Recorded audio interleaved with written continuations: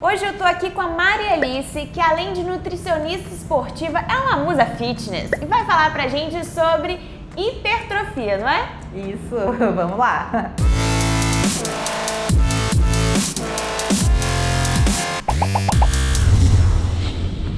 Maria Alice, como é que a gente faz pra ganhar massa magra, pra ficar fortinha, né? O pessoal fala, bora ficar fortinha. Existem 4 parâmetros essenciais para o ganho de massa muscular e esses parâmetros têm que ser bem controlados. A primeira coisa que as pessoas precisam entender: ganhar massa muscular é um processo extremamente custoso para o nosso organismo. A gente não ganha massa muscular da noite para o dia. As coisas são demoradas e tem que ter paciência com o processo. Quais seriam esses 4 processos que têm que ser bem controlados para que você ganhe massa muscular? A alimentação é um deles. Não tem como ganhar massa muscular e perder gordura ao mesmo tempo. Por quê? Porque são dois estilos de dietas dois objetivos de dietas completamente diferentes. Quando você pensa em perder gordura, você tem que fazer déficit calórico. O que é isso? Comer menos do que você precisa. Quando você quer fazer hipertrofia, anabolismo, aumentar o seu número de células musculares, você precisa comer mais. Então, assim, não dá para perder e ganhar ao mesmo tempo. O sentido das palavras já é o oposto, tá? Então, a dieta para hipertrofia é uma dieta hipercalórica. Além disso, você precisa controlar a quantidade de proteína que você consome em cada refeição. Você tem uma recomendação proteica em cada refeição e você tem que consumir proteínas a cada 3 a 5 horas no máximo. Por que isso? Porque quando você consome proteína, você faz um pico de aminoácidos na sua corrente sanguínea. Esse pico vai sendo reduzido até um platô. E os estudos dizem que esse platô acontece mais ou menos após 5 horas de consumo. Se você tem uma baixa de aminoácidos na sua corrente sanguínea e você não consome mais proteína, você começa a fazer catabolismo muscular para fornecer esses aminoácidos para o seu organismo. Você disse também que a gente tem que consumir mais, né, do que a gente gasta. E aí quem está assistindo pode pensar, é oportunidade para eu comer aquele hambúrguer. Mas não é bem assim, né? Tem que alimentar de uma forma equilibrada. Exatamente. Não é só fazer uma dieta hipercalórica. Se a gente fosse pensar em fazer uma dieta hipercalórica, a gente poderia pensar em comer pizza, hambúrguer, batata frita o dia todo, que você já consegue um bom volume calórico pensando nesse tipo de alimento, porque eles têm um volume calórico muito alto. Mas não, se você não tem uma distribuição boa de macronutrientes, o que são macronutrientes? Carboidrato, proteína e gordura, o que você acaba estimulando o processo de anabolismo, mas de anabolismo de gordura e não de músculo. Então tem que ser equilibrado. Além disso, as pessoas focam muito, o que eu vejo muito no mundo fitness, né, de ganho de massa muscular, é a pessoa focando só nos macronutrientes. Se você vê na refeição das pessoas, só tem frango com batata doce, arroz com ovo, elas esquecem que você tem que consumir legumes, verduras e frutas. Os micronutrientes são essenciais para todos os processos do nosso organismo, então tem que estar presentes diariamente na sua alimentação. E como é que é a alimentação de acordo com o treino da pessoa? Durante o meu pré-treino, se eu quero ganhar massa magra, eu tenho que fazer algo diferente? Eu tenho que ter um pós-treino imediato, obrigatoriamente? Então, a gente começou falando dos 4 parâmetros que a gente precisa controlar para o ganho de massa muscular. O primeiro é a alimentação, o segundo é o treino, tá? O treino, ele tem que ser um treino de alta intensidade. Não adianta ir para academia e treinar mais ou menos. Aquela pessoa que vai para academia e fica no celular, que fica conversando com um colega, que não treina direito, ela não vai ter o processo de hipertrofia acontecendo. O objetivo do treino é romper miofibrilas. Você tem lá a fibra muscular, ela vai sofrer um processo de rompimento. Não adianta ir treinar em jejum, por exemplo, porque se você precisa treinar bem, você precisa ter fonte energética para esse treino. Se você não tem fonte energética adequada para esse treino, você vai treinar mal. E se você treina mal, você não tem a sinalização organização adequada para a hipertrofia. Não existe uma recomendação de que você tenha que consumir imediatamente após o treino um whey protein, por exemplo.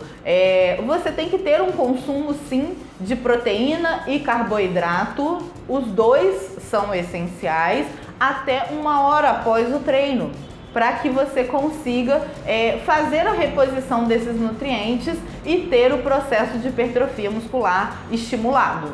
Então, assim, as refeições pré e pós-treino vão ter esse objetivo. A refeição pré-treino de te dar energia para o treino e a refeição pós-treino de fazer a reposição dos seus estoques energéticos e fazer o estímulo para a hipertrofia e diminuir o processo de catabolismo gerado também. No pré-treino, você também tem que ter o carboidrato e a proteína, ou eu posso comer só o carboidrato, por exemplo? Vou comer batata doce antes de treinar e depois eu tomo o whey protein com a banana. Se você tem um foco em hipertrofia muscular, você precisa ter fontes de carboidrato e proteína no seu pré-treino. A única fonte que a gente não recomenda muito no pré-treino é a fonte de gordura, porque como a gordura ela diminui o seu processo digestivo, ela lentifica a sua digestão, isso pode te causar algum tipo de desconforto no treino. Mas o carboidrato e a proteína são essenciais, tanto no pré-treino quanto no pós-treino. Então a famosa pasta de amendoim está vetada? Não é que ela esteja vetada, depende muito de quanto tempo antes do treino você costuma comer e se isso te gera algum desconforto durante o treino. Geralmente, se a pessoa faz uma refeição mais ou menos 1 hora antes do treino, é comum que se gere desconforto por causa dessa lentificação do processo digestivo, do trânsito intestinal. E quais são os outros pilares que você citou? Então, a gente tem mais 2 pilares que são importantes, que o controle hormonal, né? Você ter um sistema hormonal equilibrado. Isso não quer dizer que você precisa fazer reposição de hormônios. Isso quer dizer que os seus hormônios precisam estar em perfeito controle. Homens geralmente têm hormônios muito bem controlados, porque eles têm uma boa produção de testosterona. Além disso, os homens não têm o estímulo hormonal do anticoncepcional, que é comum nas mulheres. O anticoncepcional, ele é uma bomba também de hormônios, mas é uma bomba de estrógenos e progestágenos, que são hormônios que estimulam o seu acúmulo de gordura corporal e diminuem a sua testosterona.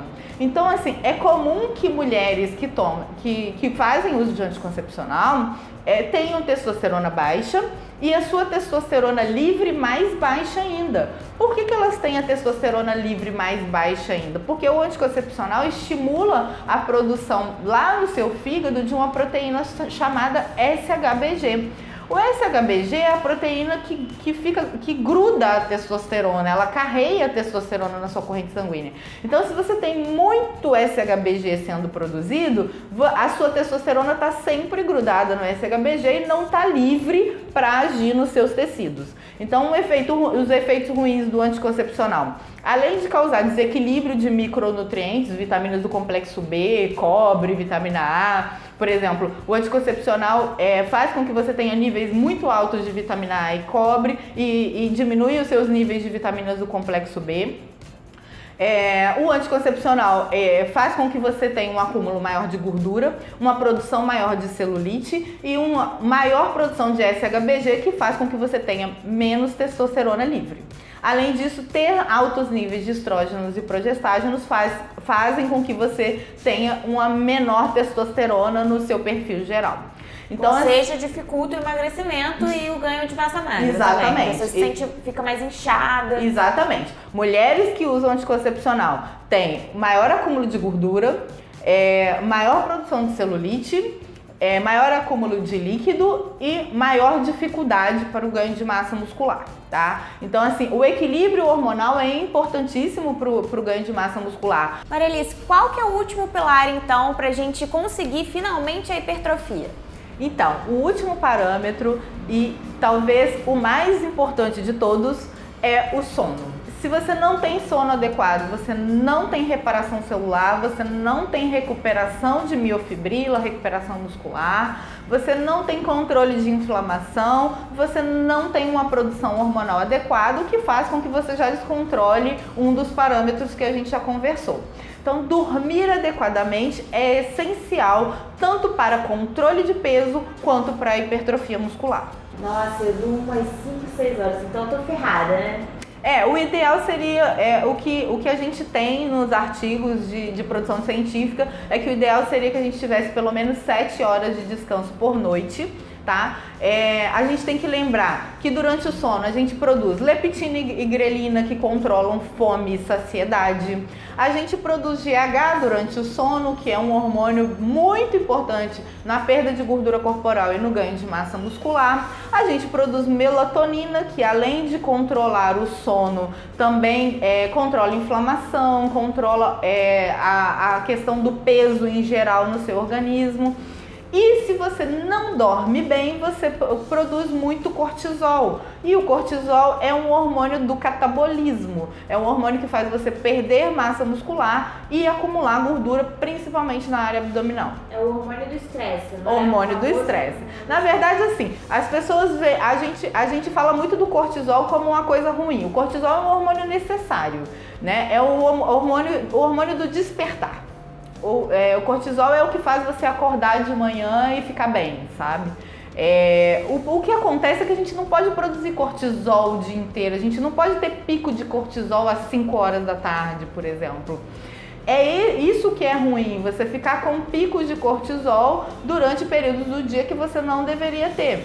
E aí é um hormônio que deixa o seu organismo mais estressado, que estimula tanto o processo de resistência à insulina, de acúmulo de gordura corporal, de catabolismo muscular. Então ter essa produção exagerada de cortisol é muito ruim para o seu organismo. É o que gera fome, aquela fome que as pessoas têm às 4, 5 horas da tarde, que fazem elas comerem o mundo nesse horário. É um pico de cortisol que acontece principalmente nesse horário. Anotou tudo? Então curte esse vídeo, se inscreva no nosso canal do YouTube e segue a Meirelles lá no Instagram. Beijo, obrigada pela companhia.